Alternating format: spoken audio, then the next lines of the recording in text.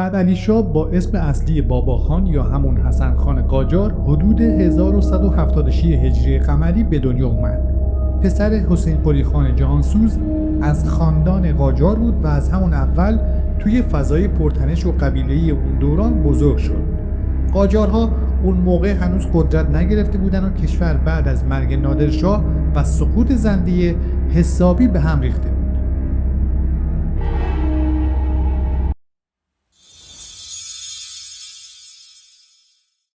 باباخان از بچگی توی جنگ و درگیری و ماجراجویی بزرگ شد. آدم ترسویی نبود. توی نوجوانی چند بار همراه عموش آقا محمد خان به جنگ‌های محلی رفت و کم کم توی اداره امور مملکت و سرکوب شورش‌ها تجربه پیدا کرد. وقتی آقا محمد خان قدرت رو دست گرفت و سلسله قاجار رو تأسیس کرد، باباخان هم در کنارش بود. به خاطر وفاداری و کفایتش از همون اول بهش سمت‌های مهمی دادن. مخصوصاً والی فارس شد و تونست اون منطقه شلوغ و ناآروم رو آروم کنه.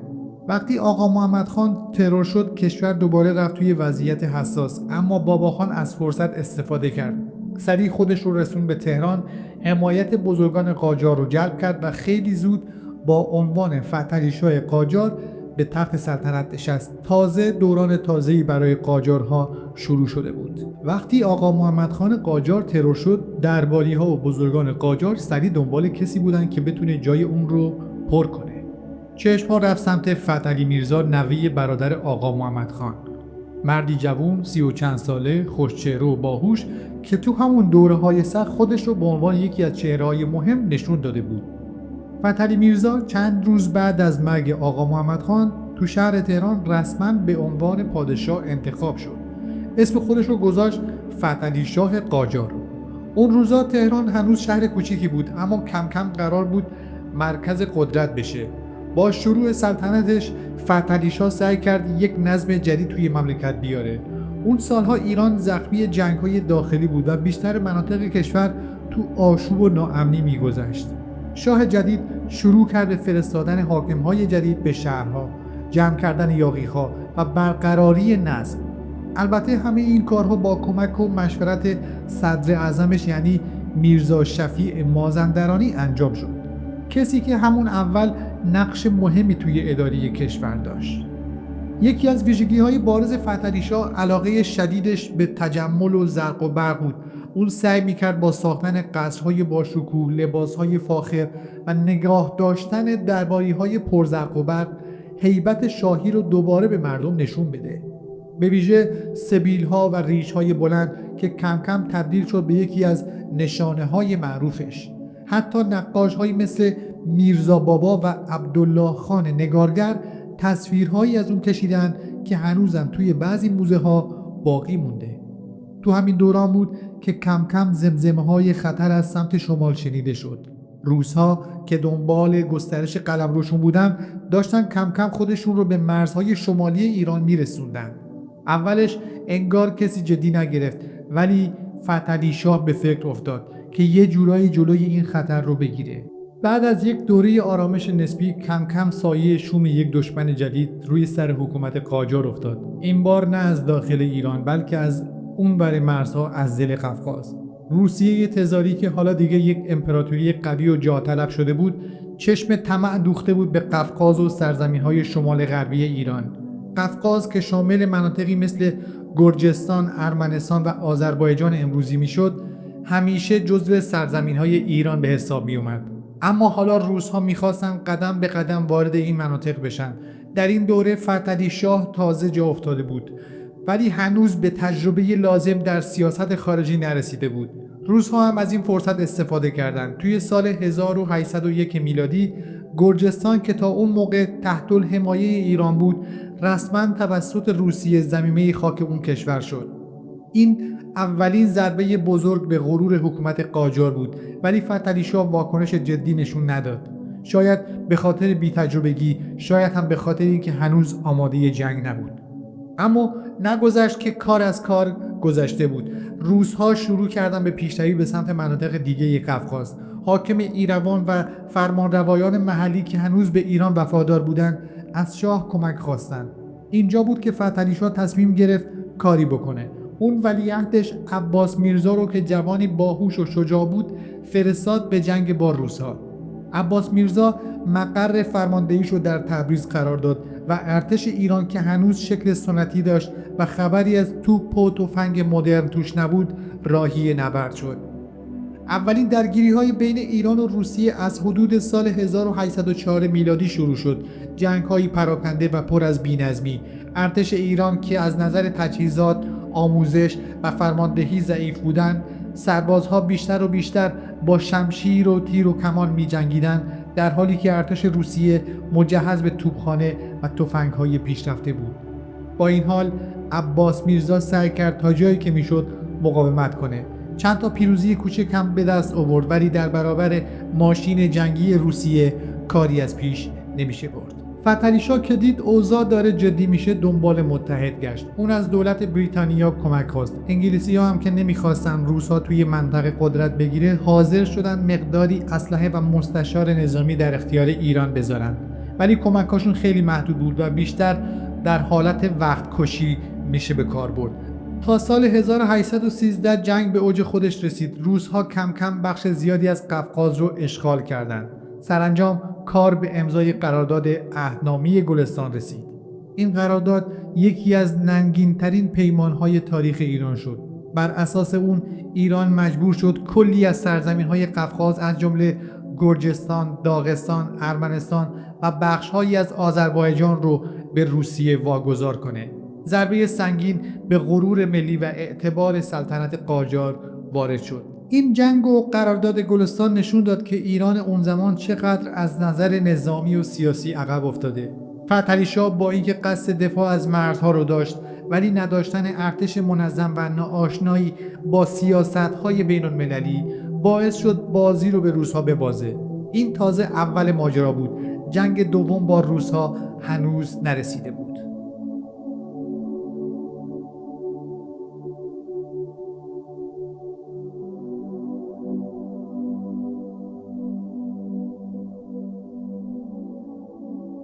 بعد از پایان جنگ اول ایران و روس با اون قرارداد بدنام گلستان، نه شاه خیالش راحت شد نه مردم. هم فتحعلی شاه ته دلش میسوخت از اینکه این همه سرزمین از دست رفته و هم مردم از این همه ذلت ناراضی بودن. ولی روسیه بعد از گرفتن اون همه زمین به همین قانع نشد. حالا دنبال نفوذ بیشتر بود. میخواست قفقاز رو کاملا از ایران جدا کنه. اینجا بود که شعله‌های جنگ دوم روشن شد.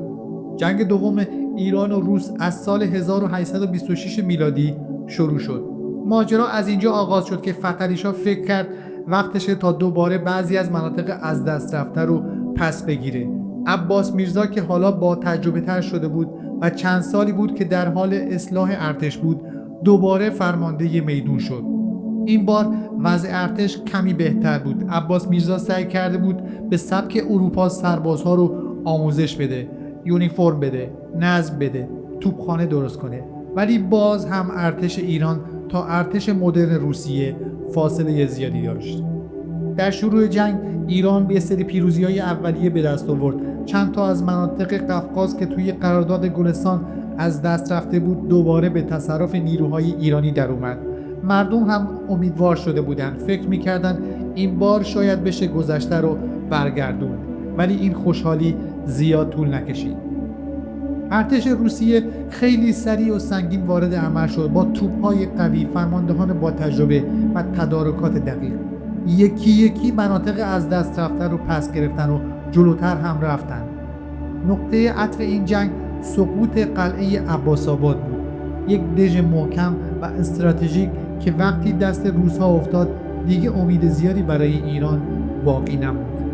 فتحعلی شاه که دید اوضاع داره از دست میره دوباره پناه آورد به دیپلماسی. این بار هم مثل دفعه قبل سراغ انگلیسی ها رفت، ولی اونا عملاً کاری نکردن. حتی میشه گفت که زیر قولهاشون هم زدن و بی تفاوت موندن. نتیجه این شد که روس ها به دروازه های تبریز هم نزدیک شدن. شاه دیگه راهی جز صلح ندید. فرستاد تا با روس ها مذاکره کنند. این مذاکرات در روستایی به نام ترکمانچای انجام شد و نتیجه شد عهدنامه ترکمانچای که از گلستان هم بدتر بود. توی این قرارداد ایران مجبور شد علاوه بر واگذاری باقی مونده مناطق قفقاز مثل نخجوان و ایروان غرامت سنگینی هم به روسیه پرداخت کنه، حدود 20 میلیون روبل نقره. تازه حق کشتیرانی در دریای خزر هم فقط به روس‌ها داده شد و حتی اجازه ندادن ایران اونجا نیروی دریایی داشته باشه. از همه تأخر یک بندی بود که به شهروندان روسی اجازه میداد توی ایران زندگی کنن و اگر جرمی مرتکب شدن ایران حق محاکمه‌شون رو نداشت. خفتبار و تحقیرآمیز بود. امضای این قرارداد ضربه‌ای بود که سالها بعد هم هنوز اثرش حس می‌شد. ملت ایران سرخورده و ناراحت بودند و اعتماد به سلطنت قاجار حسابی ترک برداشته بود. فتحعلی شاه با اینکه خودش مستقیم توی جنگ نبود ولی همه چیز به اسم اون تموم شد. از دست دادن قفقاز، فروپاشی اقتدار ملی و رشد نفرت مردم نسبت به بی‌عرضگی شاهان.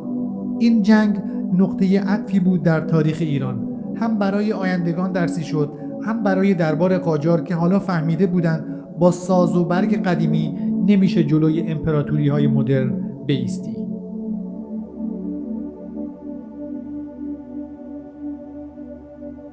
تو زمان فتحعلی شاه دنیای سیاست کم کم داشت جهانی میشد. دیگه فقط دعوای شاه و وزیر و دربار توی ایران مطرح نبود.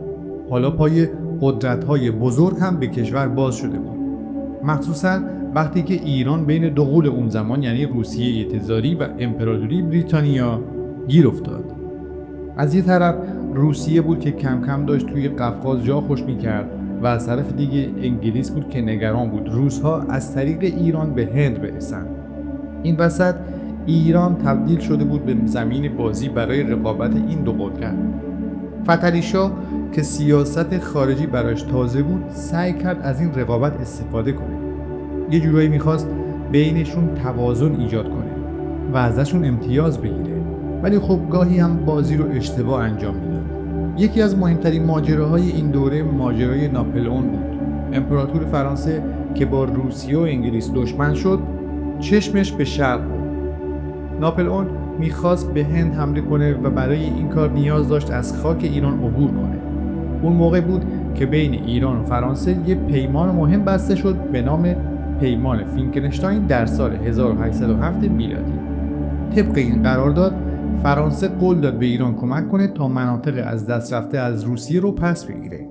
در عوض ایران هم پذیرفت که دشمن انگلیس باشه و اجازه بده فرانسوی‌ها از داخل خاک ایران رد بشن. ایران هم خوشحال شد چون فکر میکرد با کمک ناپلئون میتونه روس‌ها رو عقب بزنه. حتی یه گروه از مهندس‌ها و افسرهای فرانسوی هم به ایران اومدن تا ارتش رو آموزش بدن. ولی این خوشحالی زیاد دوام نیاورد، چون همون سال ناپلئون با روسیه قرارداد صلح بست. قراردادی معروف به پیمان تیلسی، یعنی همون فرانسه‌ای که قول داده بود پشت ایران باشه با دشمن ایران دست داد. فتحعلی شاه که دید فرانسه هم قابل اعتماد نیست سریع برگشت سمت انگلیس. انگلیسی ها هم از خداشون بود که دوباره به ایران نزدیک بشن، چون نمیخواستن روسیه بیشتر از این بیاد جلو. پس یک قرارداد جدید بسته شد به نام قرارداد مفصل در سال 1809. طبق این قرارداد انگلیس متعهد شد به ایران که کمک‌های نظامی و مالی کنه، به شرطی که ایران با دشمن‌های بریتانیا مثل فرانسه رابطه نداشته باشه. اینجا بود که انگلیسی‌ها شروع کردن به فرستادن مستشار نظامی، افسر، اسلحه و حتی پول نقد برای حمایت از ایران. اما این کمک‌ها همیشه در حد حرف و قول بود. تو جنگ‌ها، مخصوصاً تو جنگ دوم با روسیه، ایران از انگلیس انتظار داشت کمک عملی بگیره، ولی خبری نشد. انگلیس‌ها فقط دنبال منافع خودشون بودن، نه دفاع از ایران. در همین دوران یک آدم مهم از انگلیس هم وارد داستان شد. سر هارفورد جونز، نماینده بریتانیا در دربار قاجار. اون سعی میکرد هم ایران رو از فرانسه دور نگه داره، هم دربار رو زیر نفوذ لندن بگیره. بعدتر هم یه چهره مهم و پررنگتر اومد. سر گور اوزلی نقش مهمی توی امضای عهدنامه‌های مهم داشت و حتی توی قرارداد ترکمانچای هم رد پاش دیده میشد. در کل رابطه ایران با اروپا در دوره فتحعلی شاه یک بازی شطرنج بود که شاه قاجار بیشتر مهره بود تا بازیکن. اونقدری که فکر میکرد میتونه از دعوای روس و انگلیس امتیاز بگیره که نشد. بیشتر وقتها این قدرت‌های خارجی بودند که از ضعف ایران استفاده می‌کردند، امتیاز می‌گرفتند و جلو می‌آمدند. با این حال همین روابط خارجی هرچند با شکست همراه بود، ولی باعث شد برای اولین بار مفاهیم جدیدی مثل سیاست خارجی، دیپلماسی مدرن، سفارت و حتی آموزش نظامی به سبک غربی وارد ایران بشه. یه جورایی یه بیداری تلخ بود، اما مهم بود.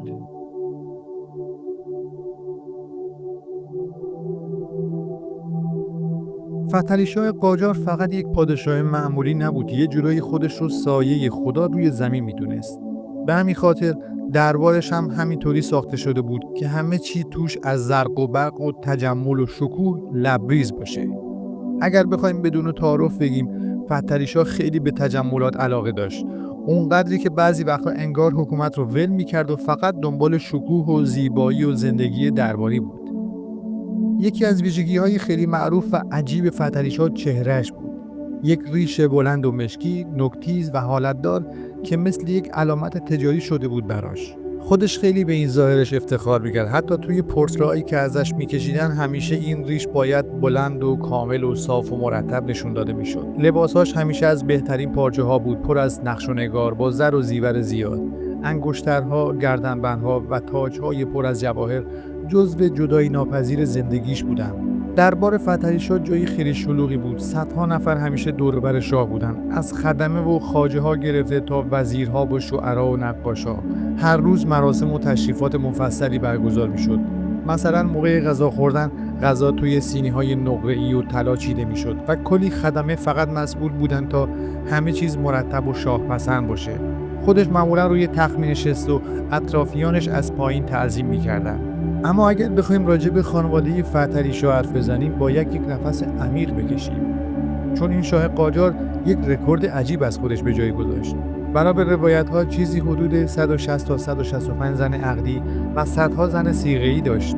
حرمسرای شاه یک دنیای جداگونه بود با نظم و قانون خودش.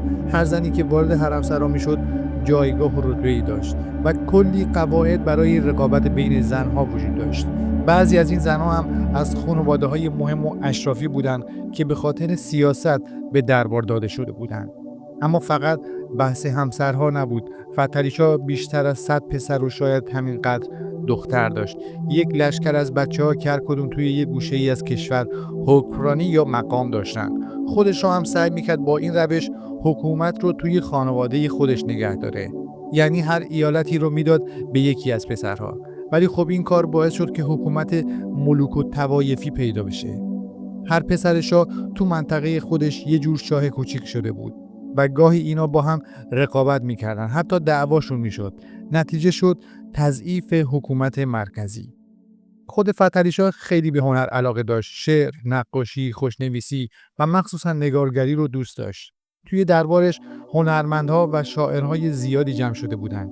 شاه بعضی وقتا خودش هم شعر میگفت. تخلصش خاقان بود، ولی خب بیشتر شعراش تعریف از خودش و سلطنت بود. دربار اون زمان پر بود از شکوه و جلال، ولی زیر این همه زرق و برق یک واقعیت تلخ پنهان بود. کشور داشت ضعیف می‌شد، مردم توی فقر بودن، مالیات‌ها سنگین‌تر می‌شد و در عوض دربار غرق طلا و نقره و زن و بچه و جواهر بود. یک تعادل نابرابر که پایه‌های حکومت رو از درون پوسونده بود. در مجموع دربار فتحعلی‌شاه یک نمایش باشکوه از قدرت بود، ولی قدرتی که بیشتر نمایشی بود تا واقعی. شکوهی که نتونست جلوی شکست‌های نظامی، نفوذهای خارجی‌ها و فروپاشی اقتدار حکومت را بگیره. سالهای پایانی سلطنت فتحعلی‌شاه پر از نگرانی، فرسودگی و یه جور حس درماندگی بود. اون همه سال پادشاهی کرده بود، ولی حالا دیگه پیر و خسته شده بود. حدوداً 40 سال روی تخت سلطنت نشسته بود، یکی از طولانی ترین سلطنت‌ها تو تاریخ ایران. ولی تهش چی؟ یک کشور که نصفش از دست رفته بود، یک خزانه خالی، یک ملت گرفتار و یک دربار پر زرق و برق که بیشتر شبیه یک تئاتر بود تا مرکز قدرت واقعی. از یه طرف روس‌ها بعد از ترکمانچای هنوز دنبال نفوذ بیشتر بودند. از طرف دیگه انگلیس‌ها هی بیشتر و بیشتر وارد سیاست‌های داخلی ایران می‌شدند. فتحعلی‌شاه دیگه اون توانایی و صلابتی که توی جوانی داشت نداشت. به جاش وقتش بیشتر صرف رسیدگی به اختلافات بین بچه‌هاش، اداره دربار و گاهی خوشگذرونی تو کاخ‌های سلطنتی می‌شد. جنگ‌ها و شکست‌ها پادشاه رو از درون هم فرسوده کرده بود. دیگه خبری از اون همه شور و ادعاهای اوایل سلطنت نبود. وزیرهاش بعضیاشون رشوه بگیر بودن، بعضیاشون دنبال منافع خودشون بودن. خودشا هم که با اون همه زن و بچه حسابی درگیر بود. یک حکومتی که به جای انسجام و قدرت پر از جزیره‌های جداگونه شده بود. از نظر شخصی هم فتحعلی شاه دیگه حال و حوصله قبل رو نداشت. بیماری‌های دوره پیری سراغش اومده بودن. دلدرد، سردرد، ضعف و دردهایی که فقط یک پیرمرد 90 ساله میفهمید.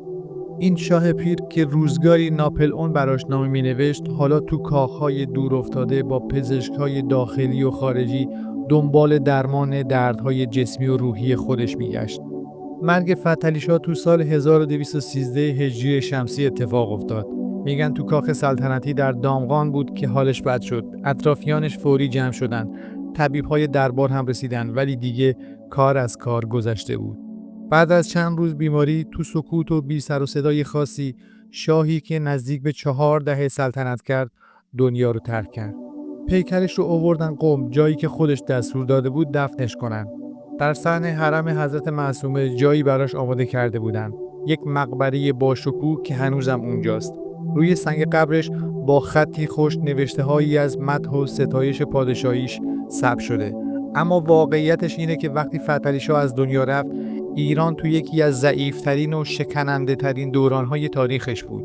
قراردادهای ننگین، اقتصاد در هم شکسته، نفوذ شدید بیگانگان و از همه مهمتر یک جانشینی پر از اختلاف.